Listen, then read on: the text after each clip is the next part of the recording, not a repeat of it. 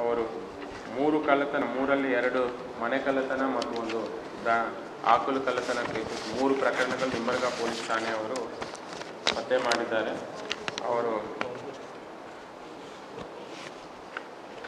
ಇವರು ಮೊದಲನೇದಾಗಿ ಮಾರ್ಚ್ ತಿಂಗಳಲ್ಲಿ ಒಂದು ಕುಡುಕಿ ಗ್ರಾಮದಲ್ಲಿ ಮನೆ ಬಾಗಿಲು ಮುರಿದು ಅಲ್ಮರೆಯಲ್ಲಿದ್ದ ಕೆಲವೊಂದು ಬೆಳ್ಳಿ ಗೋಲ್ಡ್ ಸಾಮಾನುಗಳು ಅರೌಂಡ್ 43,000 ಕಳ್ಳತನ ಮಾಡ್ಕೊಂಡು ಹೋಗಿದ್ದಾರೆ. ಅದೇ ರೀತಿಯಿಂದ ನಿಂಬರ್ಗ ಗ್ರಾಮದಲ್ಲಿನೂ ನವೆಂಬರ್ ತಿಂಗಳಲ್ಲಿ 2 ಮನೆಯಲ್ಲಿ ಟೋಟಲ್ 7 ಗ್ರಾಮ್ಸ್ ಆಫ್ ಗೋಲ್ಡ್ ಕಳ್ಳತನ ಮಾಡಿಕೊಂಡಿರ್ತಾರೆ.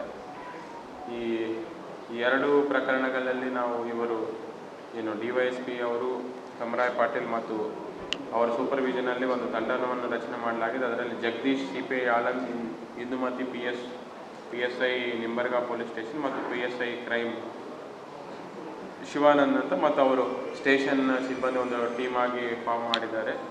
ಅವರು ಈ 2 ಕಳ್ಳತನ ಪ್ರಕರಣಗಳಲ್ಲಿ ಆರೋಪಿ ಆಗಿರುವಂತಹ ಸಿದ್ದಪ್ಪ ಮತ್ತು ಗೋವಿಂದ ಇಬ್ಬರು ಸೋಲಾಪುರ ಅವ್ರನ್ನ ಹಿಡ್ಕೊಂಡು ಅವರ ಕಡೆಯಿಂದ ಒಂದು 10 ಗ್ರಾಮ್ಸ್ ಆಫ್ ಗೋಲ್ಡ್ ಮತ್ತು 30,000 ಆಫ್ ಹಣ ವಶಕ್ಕೆ ಪಡ್ಕೊಂಡು total 1,30,000 worth of property cum cash ವಶಪಡಿಸ್ಕೊಂಡಿದ್ದಾರೆ. ಇವರು ಸೋಲಾಪುರದವರು. ಅವರು ಬೇಸಿಕಲಿ ಬಾರ್ಡರ್ ಏರಿಯಾಸಲ್ಲೇ